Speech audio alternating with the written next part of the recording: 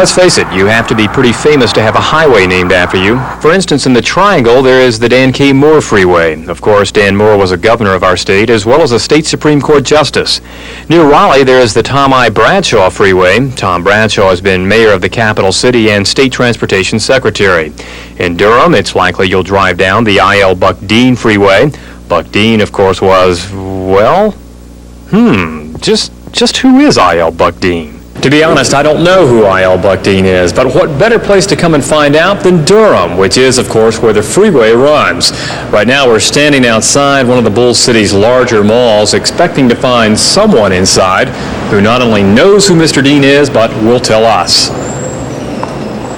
Do you know who I.L. Buck Dean is? The coach. He's got a highway named after him. He's got to be somebody, doesn't he? I guess. A governor or something. Can you tell me who I.L. Buck Dean is?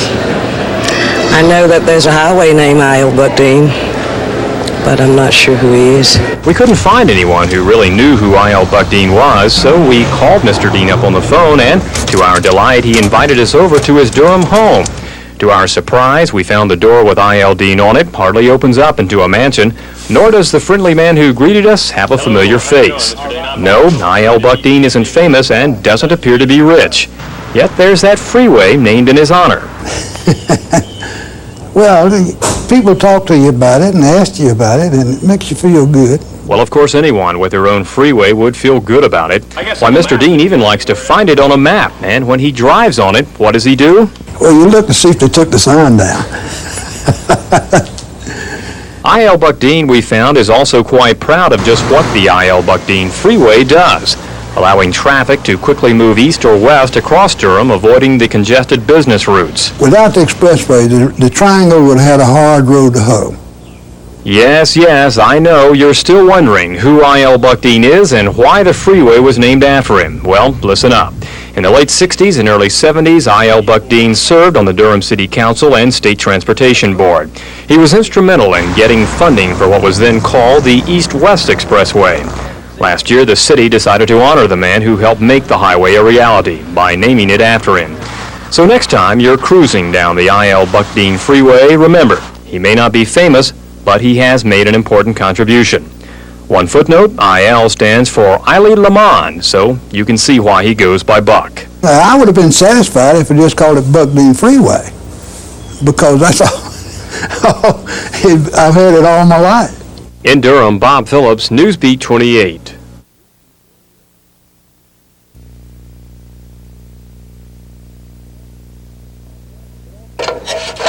It often seems that people with unusual names are unusual people. Take Stone Ferris. He's a commercial painter in Raleigh who really enjoys the work.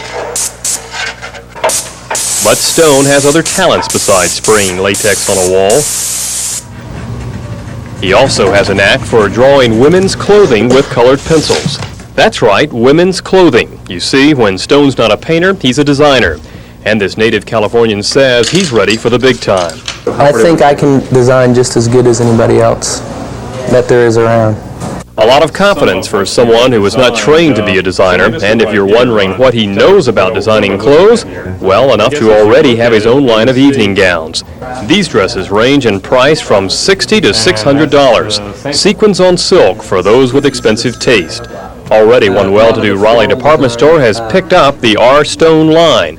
Not bad for a 23-year-old house painter who hopes to someday design full-time. There's always going to be somebody that wants to outflash somebody else. The idea to become a clothes designer came to Stone at age 19 when he and a friend took off to see the world and wound up in India. There he met some clothes designers. And my ideas seemed to work well, the colors, the balance on the garments, and it looked good, so I started designing myself. So thousands of these sequins are on this dress here. This dress took 4 men 4 days to make. Most of the materials for Stone's dresses come from India. That's also where they are made. Now Stone travels to India only to give the dressmakers his designs. When the work is done, he flies the dresses back to Raleigh and they go on sale. One of the dresses he created caught the eye of this striking young woman, Miss North Carolina, USA, 1986. I did a turquoise and emerald green and silver black dress, and it looked great on her. It flowed with her figure. This is just a simple pattern, side by side. Stone says his design ideas come easily to him. He's confident someday his name and work will be big in the fashion world. In the meantime, to help pay the bills, there's painting, a job Stone says he also enjoys. In Raleigh, Bob Phillips, Newsbeat 28 Update.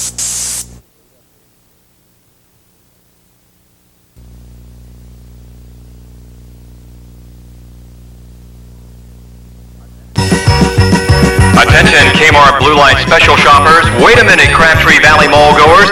The Christmas shopping season has arrived, so you don't want to miss tomorrow's semi-annual Raleigh Police Department property sale.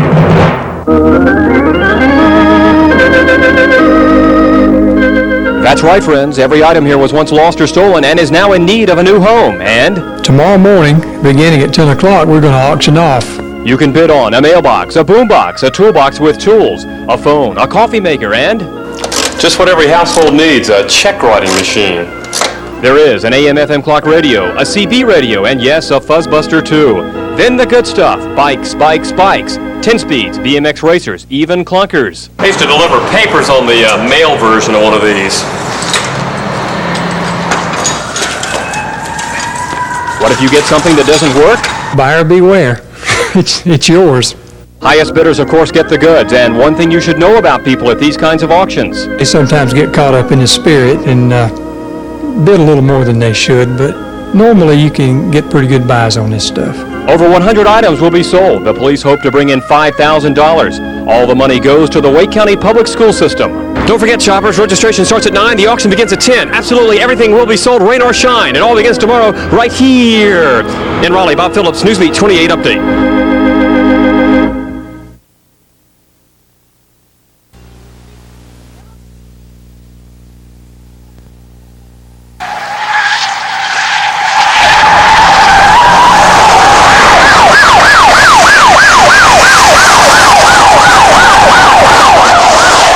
It's a game of good guys versus bad guys.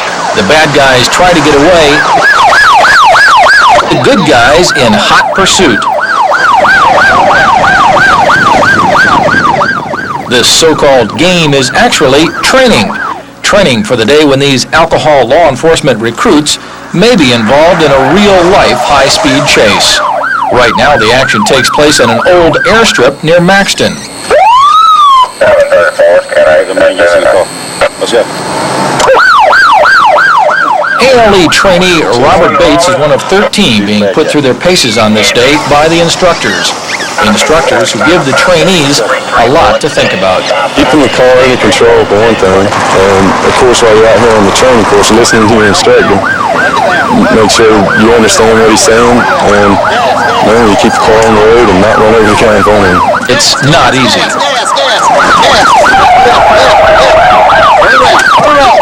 The idea is to push the trainees beyond their limits. They will be skidding out of control in these cars, but the idea is to lose control in a controlled area so that when they become real agents, it'll be the bad guys who lose control.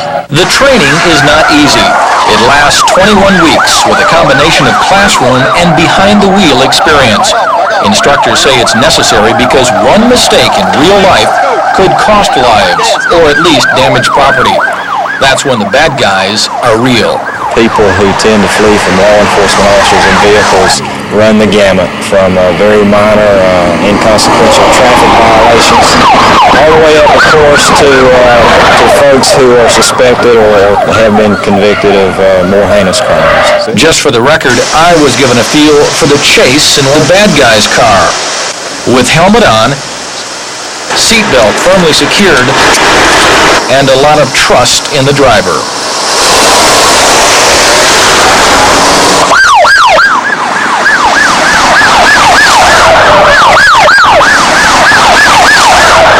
It's definitely not like a drive down to the corner grocery store.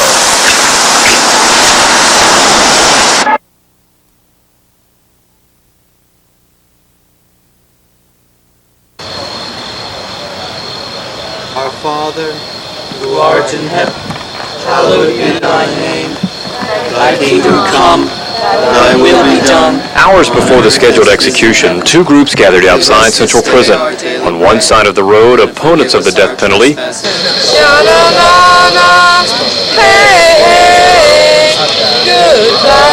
On the other side, pro-death penalty protesters. You got all these people over here who are against killing him, but they seem to have forgotten what he did to that girl that he killed.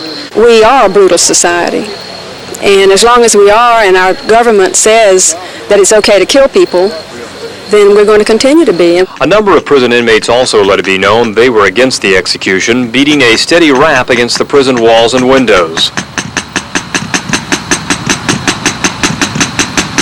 Just before midnight, Rook's final hope of avoiding execution fell through as the U.S. Supreme Court refused to grant him a stay.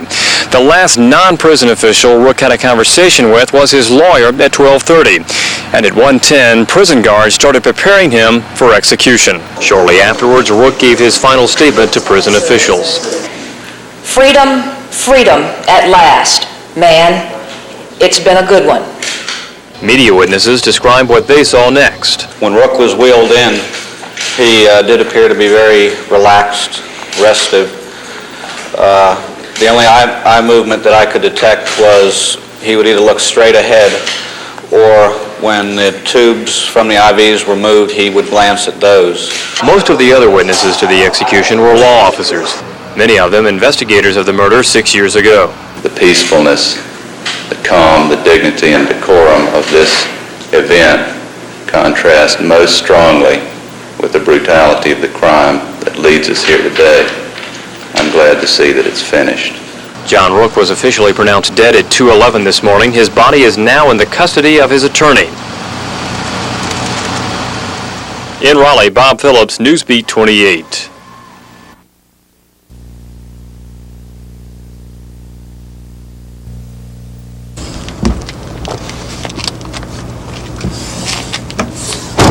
Meet Gerald Goodwin, a life insurance salesman who every chance he gets moonlights as a country music entertainer. We found him playing the lunchtime crowd at this Fuquay-Farina restaurant. And boy, did he ever wow these people. It was different. I will say that. It was unreal. Never seen anything like that before, no. You'll never know, dear, how much I love you. My goodness, what could this country ballad singing good old boy from Garner possibly do to impress people that much? Well, as you will soon see, Gerald has a unique guitar playing style. Some people even call it weird. I do not particularly like the word weird, but some people call it that. And it's just something that, to my knowledge, no one else does. We haven't found anyone else that can do exactly what I do with the guitar. Enough suspense. Here's what Gerald does to earn nicknames like the Pretzel Picker and his favorite, the Eighth Wonder of the World. Now, I'm going to prove to you that I do have crazy arms. Watch this one. One arm, one guitar, one other arm. Look real carefully. Oh yes, I do have crazy arms that reach to hold somebody new. Believe it or not, these crazy arms have gotten international exposure. Gerald has appeared on Hee Haw, Japanese TV, and been featured in the National Enquirer. Gee, wonder if I could do what he does. This goes behind your head. This goes behind your head. All the way over across the other side. I believe this guy's in trouble. What do you think? Well, obviously, only Gerald can do this. He has what are called hypermobile shoulders. And although he's been playing guitar since he was a teenager, it was only 10 years ago that he started playing it this way. Launching a career Gerald hopes will someday become full-time. People wondering, Gerald, can you do that with the other arm? It's very possible to do it, but you got to remember there's only so much space behind my head. But I call this the 8th and a half wonder of the world, with both arms sort of like, and it tickles me to death to do this for you. In Garner, Bob Phillips, Newsbeat 28 update.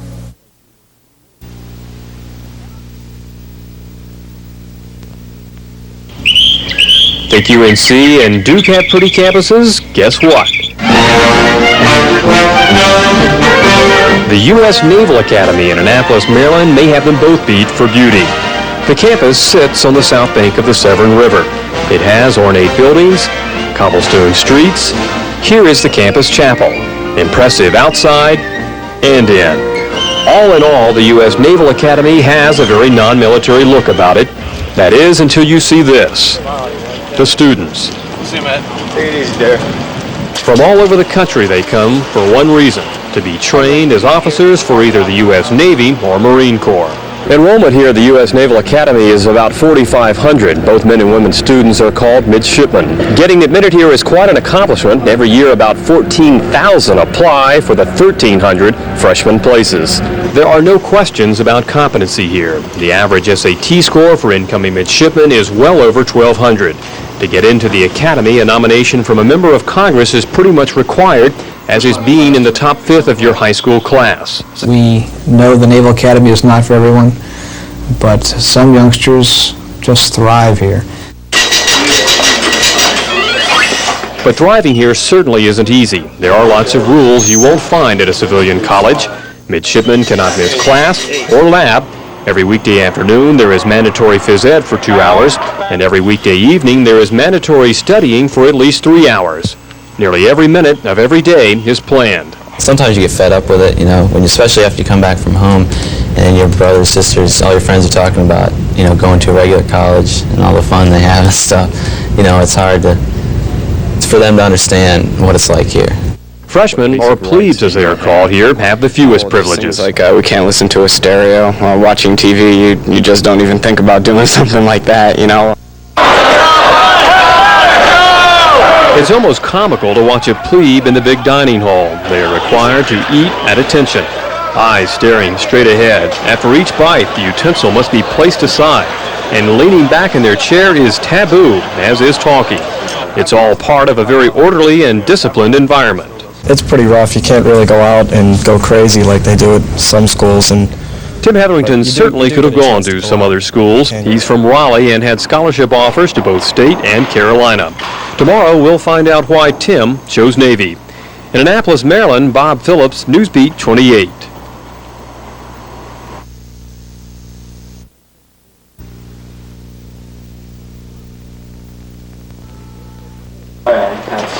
There's no such thing as a messy dorm room at the U.S. Naval Academy, as Tyler Fauci of Chapel Hill explained to me.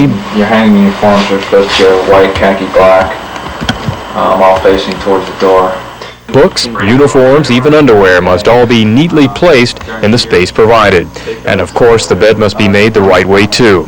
Plebes generally just sleep on top to save the time of making it. Is that right? Discipline, the Navy way, wasn't too hard for Tyler to accept. as far as career and training, it just looked like the best place to go. It was for my first choice all the way. Tyler admits his parents needed just a little convincing that Navy was the right place for him. But for Tim Hetherington of Raleigh, coming to Annapolis made more sense. The Naval Academy was sort of a family affair. His sister and two brothers went to school here, so Tim knew what he was getting into, but still, Navy wasn't an easy choice. It was pretty tough seeing all my friends going off to State in Carolina, and here I am going off to Navy to get locked up for 4 years. Like Tyler, Tim's goal is to fly. Flying just happens to be the top ambition for incoming midshipmen. It's probably the most important part of the Navy. I mean, that's what everybody sees. You don't see much on submarines or anything like that, but that's what people see is the flying. But very few midshipmen actually earn their wings. Most end up working in other areas, such as nuclear subs or ships. Of course, before Tim and Tyler get a taste of this kind of high-tech, they must spend many hours in another less exciting high-tech atmosphere, the laboratory. Thanks to big government bucks, the Naval Academy is loaded with state-of-the-art gadgetry. After all, Navy is primarily a math and science school, though midshipmen can major in English or history. Tim says no question he's having to work harder here than he would have at State or Carolina. I feel like I've grown up very quickly. You just have to, or you get behind and then you're out. But if Tim makes it, his education is free, as it is for every midshipman. Their price, 5 years of service after graduation to Uncle Sam. As long as I'm doing what I want to be doing, I don't see it too much as a commitment. If I'm flying and I want to be flying, then then that's all good and well. I'm an engineering major, so I'm the only girl in my major. And the only classes that I see other women in are my physical education classes. But Jennifer Culbertson doesn't have the same career choices as Tyler or Tim. As we'll show you tomorrow in part 3 of Launching Leaders, things aren't quite equal at Navy between men and women. In Annapolis, Bob Phillips, Newsbeat 28.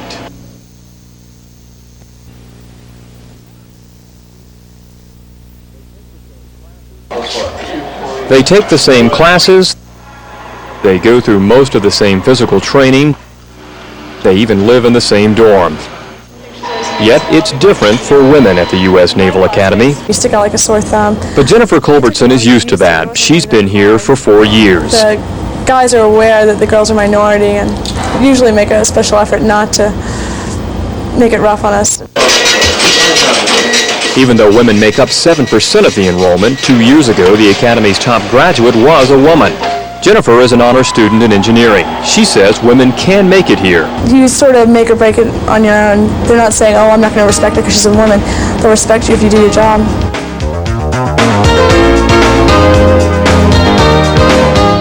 But it's harder to see that when you're starting out. Elizabeth Tucker from Greensboro is in her plebe year. The adjustment has been tough.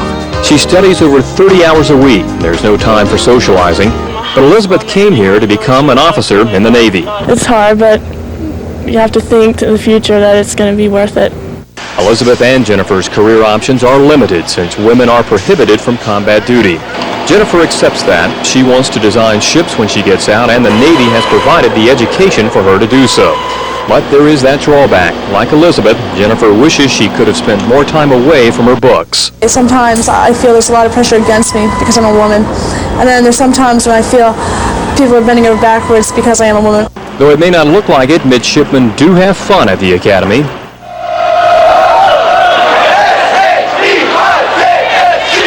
More about that tomorrow in part 4 of Launching Leaders. In Annapolis, Bob Phillips, Newsbeat 28.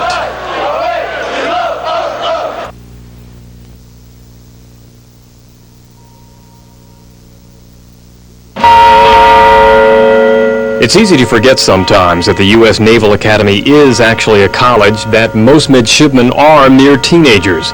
Midshipmen may look their age, but they don't act it. For example, while we were here, not once did anyone clown it up for our camera. Don't these college students ever let loose? Don't they ever party?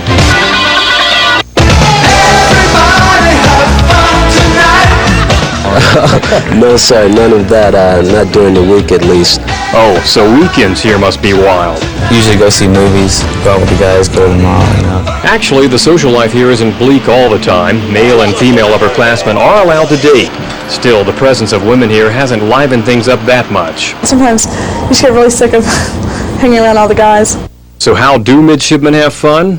Well, sports is a big entertainment, particularly basketball. Thanks to the tallest midshipman of all, David Robinson, Navy basketball is on the map. The 7-foot senior is a campus hero. He's such an awesome athlete, and he really pulls the team together, and we win, and it's great to cheer him on. Midshipmen are also big football fans. Before the big Army-Navy game, spirit was high. This huge banner urging the team on hung outside the campus dorm, while many midshipmen were slightly out of uniform, wearing these Navy football buttons. But the biggest display of spirit is at lunchtime. All midshipmen eating in the same room at the same time. And the Wednesday before the big game, things are allowed to get a little crazy.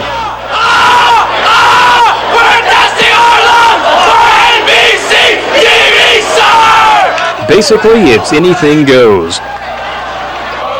We saw the wave, cafeteria table style. There was a peanut butter eating contest, a Hershey's chocolate syrup drinking contest, and some unexpected milk tossing. Then there was the plebe told to become a human Reese's cup. Certainly bizarre behavior for what is otherwise a very disciplined campus. A school that prides itself on molding young men and women into naval officers. A 140-year tradition of launching leaders. In Annapolis, Bob Phillips, Newsbeat 28.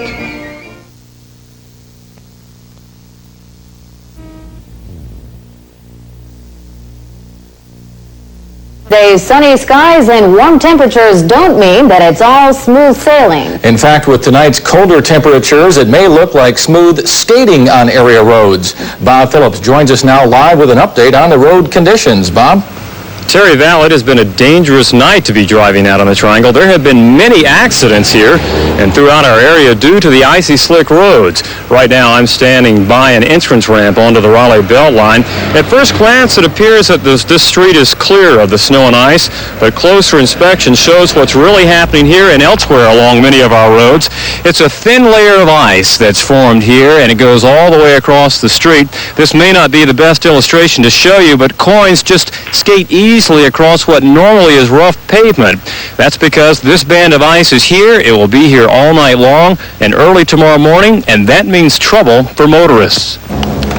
When the sun went down today, wet roads started becoming icy roads around the Triangle, making for dangerous driving conditions. Right now, thin layers of ice can be found on many bridges, underpasses, and exit ramps. The ice isn't always easy to see from a car, and that's a big part of the danger. Motorists don't slow down enough for the conditions. Law enforcement officers all evening long have been closely monitoring area roads, trying to identify the danger spots and get the salt trucks to them. Right now, joining me is State Highway Patrol Trooper Larry Wood. Trooper Wood, thank you for coming here tonight and joining us. First of all, maybe you can elaborate a little more. Just how bad are the roads in our area right now? Well, about 9:30 tonight, the bridges and some of the exit ramps began to ice. Places where water had been running across the road, and it's beginning to freeze now, and accidents have begun to increase, creating a hazard until tomorrow morning when it begins to thaw again. And just a second ago, we saw one of the DOT trucks going out. That's happening right now. They're trying to clear the streets right now, I guess. Is that right? Yeah, so they're getting out, start spreading their sand and salt and scraping those places that they can. They'll be out all night tonight. Now, these danger conditions will be here tomorrow morning. What can motorists do to try and drive through this safely? Well, they need to leave earlier than they would normally, allow plenty of extra time. They need to drive slow, leave plenty of distance between them and the vehicle ahead of them. This morning, there was a lot of delays in traffic. The roads were still covered with ice early, and I'm sure people were late getting to work. They didn't allow enough time, but they do need to be patient and allow plenty of time. For those who can wait, it's better to wait until the sun comes out and some of the ice begins to thaw and it turns back to water again. That sounds like good advice. Trooper, again, thank you for joining us. Terry, Val, back to you. All right, and Bob, be sure and drive careful getting back to the station tonight.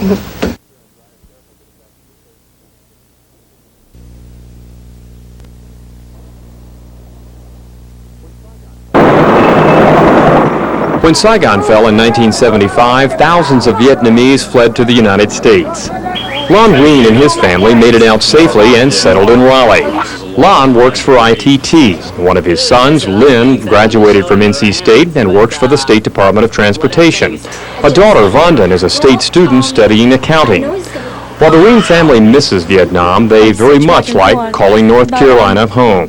I like Raleigh a lot. Like my father said, the climate is great because it's not too hot, not too cold, and I like school here, and the people here, southern people, are so nice. Not every member of the Ween family made it out of Vietnam. Lon's oldest son, Ming, was forced to stay behind because he had served in the South Vietnamese Army. For the last 12 years, the family's only communication with Ming has been letters and occasional pictures. Lean has good memories of his older brother. I just remember when he was young that he's very, very considerate, very nice person, and he's very caring and loving. Tonight is a very special time for the Ween family. Ming is finally being allowed to leave Vietnam. And finally, after 12 years, Ming, his brothers and sisters and parents will be reunited. And it wasn't long before the plane carrying Ming landed, and soon he was walking down the jetway.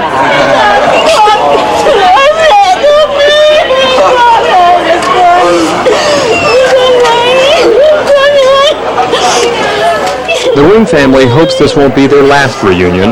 Ming had to leave behind a wife and 4-year-old son. And it is hoped the Vietnamese government will soon allow them to also immigrate. In Raleigh, Bob Phillips, Newsbeat 28 Update.